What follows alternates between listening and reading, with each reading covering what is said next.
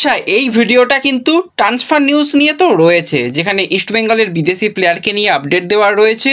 তার সাথে সাথে জাতীয় দলের এমন দুজন প্লেয়ারকে নিয়ে কথা বলতে হবে যারা কিন্তু প্রায় একই লেভেলের পারফরমেন্স করেছে লাস্ট সিজনে। দুজনের বয়সের তফাৎ অনেকটা হলেও দুজন প্রাক্তন ইস্টবেঙ্গলি প্লেয়ার, তাদের নতুন ঠিকানা কি হতে চলেছে, কে ইস্টবেঙ্গলের পথে, কে মোহনবাগানের পথে, সেই নিয়েই আলোচনা রয়েছে এই ভিডিওতে। তাই ভিডিও শুরু করার আগে একটাই রিকোয়েস্ট, চ্যানেলে যারা প্রথমবারের জন্য এসেছো মনে করে চ্যানেলটাকে সাবস্ক্রাইব করে নিও, তাহলে তোমাদের প্রিয় দলের খেলার সমস্ত আপডেট তোমরা এখানে পেয়ে যাবে। তো প্রথমেই যদি আমরা একটু বিদেশি প্লেয়ার নিয়ে কথা বলি, তো ইস্টবেঙ্গল কিন্তু সবার প্রথম একজন ব্রাজিলিয়ান মিডফিল্ডারকে সাইন করিয়েছে। সেটা হচ্ছে 25 বছর বয়সী সেন্ট্রাল মিডফিল্ডার পজিশনের প্লেয়ার মিগুয়েল ফিগুয়েরা, যার সাথে ইস্টবেঙ্গলের চুক্তি হয়ে গেছে। এবার মিগুয়েল সে তো বসুন্ধরাতে যুক্ত ছিল, কিন্তু সে আর খেলেনি, পারিবারিক কারণে সে দেশে ফিরে গিয়েছিল বলেই শোনা গিয়েছিল। আজকে নিজস্ব সোশ্যাল মিডিয়াতে কিন্তু মিগুয়েল বসুন্ধরা কিংসকে থ্যাংক ইউ বার্তা জানিয়ে দিল। তার নিজস্ব সোশ্যাল মিডিয়াতে সে পোস্ট করে জানিয়েছে তার সতীর্থদের এবং এই ক্লাবে খেলার জন্য সে নিজেকে অনেক ভালো মনে করছে এবং তার সতীর্থদের ধন্যবাদ জানিয়েছে, ক্লাবকে ধন্যবাদ জানিয়েছে। এটা কিন্তু ভালো লাগলো। তার দলের সঙ্গে কিন্তু তার সম্পর্ক ছিন্ন করেছে, সম্পর্ক ছিন্ন হতেই যাচ্ছিল, শুধুমাত্র সময়ের অপেক্ষা, সেটা কিন্তু নিজস্ব সোশ্যাল মিডিয়াতে বার্তা দিয়েছে মিগুয়েল। তো পরবর্তী গন্তব্য কিন্তু মিগুয়েলের হতে চলেছে ইস্টবেঙ্গল। দীর্ঘদিন ধরে বসুন্ধরা কিংসকে খেলেছে, 21-22 সিজন থেকে 24-25 সিজন পর্যন্ত তার খেলা, এবং যথেষ্ট ভালো করেছে বসুন্ধরার জার্সি গায়ে। শুধু যে সেখানে গোল করেছে, চান্স ক্রিয়েট করেছে সেরকমটা নয়, ওভারঅল বসুন্ধরাতে এসে নিজের খেলাটা অনেকটা ভালো আরও করতে পেরেছে অস্কারের হাত ধরে। এবং তার সাথে সাথে অবশ্যই বসুন্ধরা তো অনেক লাভবান হয়েছে। 64টা ম্যাচে যেখানে একটা প্লেয়ার গোল করছে, 37টা 26টা অ্যাসিস্ট করছে, হাই চান্স ক্রিয়েট করছে, তো অবশ্যই একজন অন্যতম সেরা প্লেয়ার ছিল বসুন্ধরার। তো দেখা যাক এই সেরা প্লেয়ার ইস্টবেঙ্গলে এসে কতটা ভালো পারফরমেন্স তুলে ধরতে পারবে। আশা করা যায় অস্কারের সিস্টেমে নিজেকে খুব তাড়াতাড়ি মেলে ধরতে পারবে ইন্ডিয়াতে। তো এরপরে আমরা এমন দুজন প্লেয়ারকে নিয়ে কথা বলবো যারা জাতীয় দলের প্লেয়ার এবং বর্তমানে তাদের নিয়ে টানাটানি বেশ তুঙ্গে। একজন হচ্ছে 34 বছর বয়সী ভারতীয় ডিফেন্ডার রাহুল ভেকে, অপরজন হচ্ছে 26 বছর বয়সী ভারতীয় ডিফেন্ডার মেহতাব সিং। তো দুজন প্লেয়ারকেই কিন্তু নজরে রাখা হচ্ছে। ইস্টবেঙ্গলের নজরে তো অবশ্যই রাহুল ভেকে রয়েছে, তার সাথে মেহতাবও রয়েছে। মোহনবাগানের সবথেকে টপ টার্গেটটা কিন্তু মেহতাব রয়েছে, তো মেহতাবকে নিয়ে তো টানাটানি হবেই।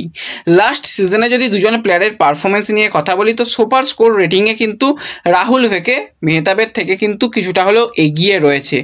সেখানে 0.5-এর দিক থেকে এগিয়ে তো রয়েছে, এটুকু বলতে হয়। তো অ্যাভারেজ যদি আমরা দেখি, তো দুটো প্লেয়ারই কিন্তু 90 মিনিট করে খেলেছে। টোটাল কিন্তু রাহুল ভেকে 26 ম্যাচ খেলেছে, সেখানে কিন্তু মেহতাব সিং 23 ম্যাচ খেলেছে। রাহুল ভেকে গোল বেশি করেছে, অ্যাটাকে গিয়ে অনেক সাহায্য করেছে, 3টে গোল করেছে, শট অন টার্গেট তার যথেষ্ট ভালো ছিল এবং চান্স মিসও করেছে গোলের কাছে গিয়ে রাহুল ভেকে, তো ভালো কিন্তু করেছে। এবং যদি তার পাসিং অ্যাকুরেসি নিয়ে কথা বলি, তো বিগ চান্স ক্রিয়েট করতে তাকে দেখা গেছে এরিয়াল বলে যথেষ্ট ভালো করেছে, এমনকি ক্রসেসও বেশ কিছু করেছে, সেই জায়গায় মেহতাবের থেকে অনেকটা এগিয়ে। এবার যদি আমরা ইন্টারসেপশন নিয়ে কথা বলি, সেখানে কিন্তু সুপার স্কোর রেটিংয়ে 1.1 রয়েছে রাহুল ভেকে, যেখানে কিন্তু মেহতাব সিং রয়েছে 0.08। ট্যাকেলস নিয়ে কথা বললেও সেখানে কিন্তু 0.08 রয়েছে রাহুল ভেকে, 0.06 রয়েছে মেহতাব। ড্রিবলের কথা বলে সেখানে মেহতাবকে একটু হলেও টক্কর দিয়েছে রাহুল ভেকে। এবং যদি আমরা চান্স ক্রিয়েট নিয়ে কথা বলি, তো সেক্ষেত্রেও সমস্ত দিক থেকে দেখতে গেলে রাহুল ভেকের কিন্তু লাস্ট সিজনটা দুর্দান্ত গেছে। হ্যাঁ, মেহতাবও যথেষ্ট ভালো প্লেয়ার। এবার এই দুজন প্লেয়ারকেই ইস্টবেঙ্গল নজরে রেখেছে, কোনো এক প্লেয়ারকে তো তুলবেই। তো সেক্ষেত্রে ইস্টবেঙ্গল চাইছে যে দুজন ভারতীয় প্লেয়ারের দিকে নজর, যাদের ট্রান্সফার ফি দিয়ে নেবে, দুজনকেই নেওয়ার জন্য চেষ্টা চালাচ্ছে। তো সেক্ষেত্রে দুজনকেই হয়তো না পাওয়ার সম্ভাবনা রয়েছে। আর এই মুহূর্তে ট্রান্সফার মার্কেটে যেরকমটা আপডেট বেরিয়ে আসছে, মেহতাব কিন্তু অনেকটাই এগিয়ে গেছে মোহনবাগানের দিকে। হ্যাঁ, এখনও ফাইনাল সিগনেচার কিছু হয়নি, ফাইনাল সিগনেচার হতে গেলে সময় লাগবে। তার একটাই কারণ, দুজন প্লেয়ারই কন্ট্রাক্টেড প্লেয়ার তাদের ক্লাবের সঙ্গে। তো সেক্ষেত্রে দুজন প্লেয়ারকে নিতে গেলেই ট্রান্সফার ফি দিতে হবে। তো সিটি গ্রুপের সঙ্গে কিন্তু মোহনবাগান সুপার জায়েন্ট কথাবার্তা বলছে। এবং টাকা পয়সা যে সমস্ত ব্যাপার সেগুলো পেপার ওয়ার্ক যেগুলো ব্যাপার সেগুলোর দিকে নজর রাখছে। ইস্টবেঙ্গল তো জানিয়ে দিয়েছে যে বেঙ্গালুরু থেকে তুমি বেরিয়ে এসো, বেরিয়ে এলে তোমাকে আমরা নেবো, কিন্তু ট্রান্সফার ফি দিয়ে নেব না, এটা জানিয়ে দিয়েছে। তো দেখা যাক রাহুল ভেকের কী হয়। এখনও পর্যন্ত রাহুল ভেকে জাতীয় দলের ক্যাম্পে জয়েন করেনি, কারণ সদ্য সে বাবা হয়েছে, সেই কারণে কিন্তু সে এখন একটুখানি ছুটির মধ্যে রয়েছে। খুব তাড়াতাড়ি সে জাতীয় দলের শিবিরে যোগদান করবে। তো একটা হোম কামিং হওয়ার তো চান্স রয়েছে, সেটা রাহুল ভেকে হওয়ার চান্স ইস্টবেঙ্গলের দিকে অনেকটা বেশি রয়েছে। মেহতাব লাল হলুদ জার্সি গায়ে অলরেডি খেলেছে, তার কিন্তু সবুজ মেরুন জার্সি পরার সম্ভাবনাও তৈরি হয়েছে আজকের দিনে দাঁড়িয়ে। এবার ট্রান্সফার মার্কেটে তো তোমরা সকলেই জানো যে কোনো মুহূর্তে যে কোনো কিছুই পরিবর্তন হতে পারে। সেরকম যদি সামনের দিকে গিয়ে কিছু পরিবর্তন হয়, কিছু ডেভেলপমেন্ট হয়, তোমাদের অবশ্যই জানিয়ে দেবো।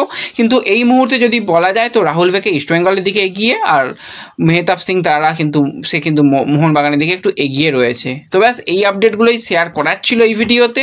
ভিডিও ভালো লাগলে লাইক শেয়ার করে দিও, চ্যানেলে প্রথমবারের জন্য এলে চ্যানেল সাবস্ক্রাইব করে নিও। তো দেখা হবে পরবর্তী ভিডিওতে। ধন্যবাদ।